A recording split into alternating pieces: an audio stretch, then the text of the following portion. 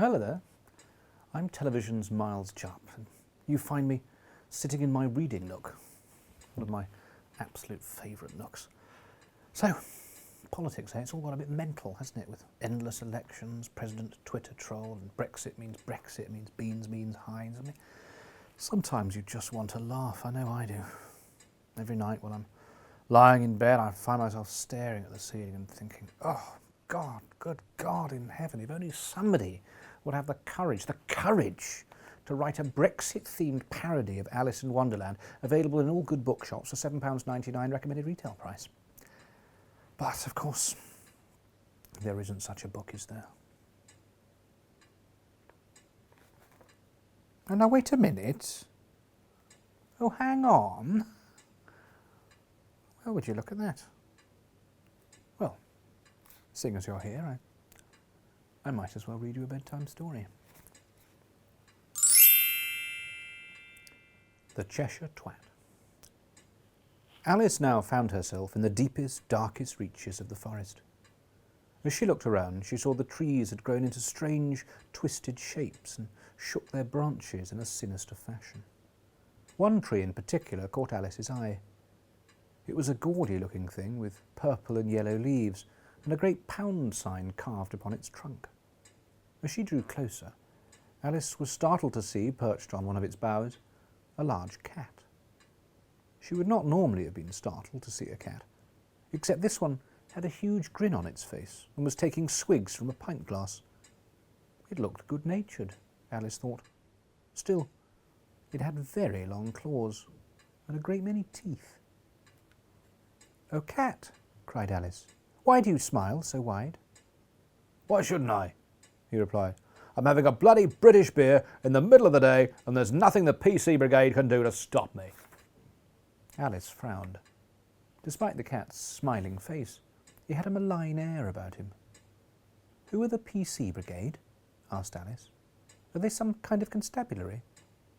"I don't know about the abulary," the cat replied, "but they're certainly the first part. The PC Brigade are a bunch of loony lefties who tell ordinary, decent people that they're not allowed to say what they think." "Well then," said Alice, "my governess must be a member. She tells me to be quiet whenever I speak my mind. For instance, the time I told Mabel that her new dress looked rotten. Is that the sort of thing they don't like you saying?" But the cat just smiled and took another sip. "It's been ever such an odd day," said Alice. "I'm lost, you see, and if I don't find my way soon, I fear I shall go mad." The cat grinned a little wider. "Oh, I shouldn't worry about that," he said. "We're all mad here. I've gone mad, you've gone mad, political correctness has gone mad." "It's funny you should mention politics," said Alice, "for I'm ever so confused about the current situation. Oh, perhaps you could help me. I need to make up my mind regarding the EU." At this, the cat's grin became so wide it almost joined at the back of his head. "I'd be only too happy to oblige," he said. "Wonderful," said Alice. "I tried asking the caterpillar, but he was quite useless." "Yes, a lot of people come to me from him," said the cat. "Now let me start by saying I am the EU's greatest enemy. I've spent my life fighting it, and I have 8 more lives with which to do so. But I'm glad of this fight, for our country will never be free until it casts off the yoke of Brussels. We need to take back control. British laws for British people. Just look at border security. All we want is a common-sense approach to immigration. Of course, saying that makes me racist if you listen." And here his voice grew dark. "To them." "Them?" said Alice. "Yeah," said the cat. "You know, them." "I don't know," said Alice. "Perhaps you could specify who they are." "They," said the cat, "are them, those people, the ones who go around doing that sort of thing." "I have no idea what you mean," said Alice, becoming rather frustrated. The cat ploughed on regardless. "The thing about them," he said, "is they're ruining this country. This is no longer the land I loved as a kitten. Great Britain used to be great, but now it's all safe space this and trigger warning that, and one can barely move for sexual harassment tribunals. Perhaps there's a better way for me to explain." At this point, the cat put his drink to one side and burst into song. How I long for the olden days, golden and gay, when posties would whistle and bid you good day, when folks were polite, wouldn't dare make a fuss, and no one spoke Polish while riding the bus.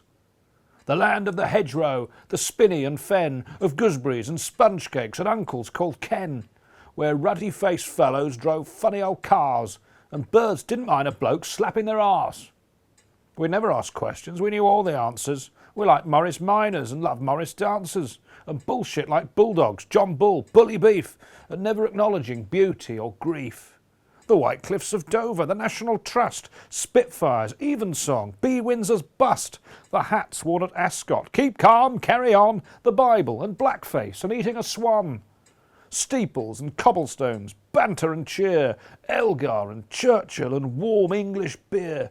We'd raise up our flagons and toast to the Queen, then talk about all of the totty we'd seen. And people took pride in their strong English names, like Blenkinsop, Robinson, Jenkins and James. That's just how we liked them, although, by and large, we didn't mind Huguenot names like Farage. I'm smitten with Britain the way it was then, when women were women and men could be men. For life was quite marvellous back in the day, unless you were African, Jewish or gay. As soon as the cat had finished, he downed the remainder of his pint, and Alice was amazed to see it magically fill back up. She had not much enjoyed his song, for many of its words were unfamiliar. Nonetheless, it seemed clear to Alice that this cat did not like the world, and so preferred to live in one that never really existed. Good night. Hope you don't have nightmares.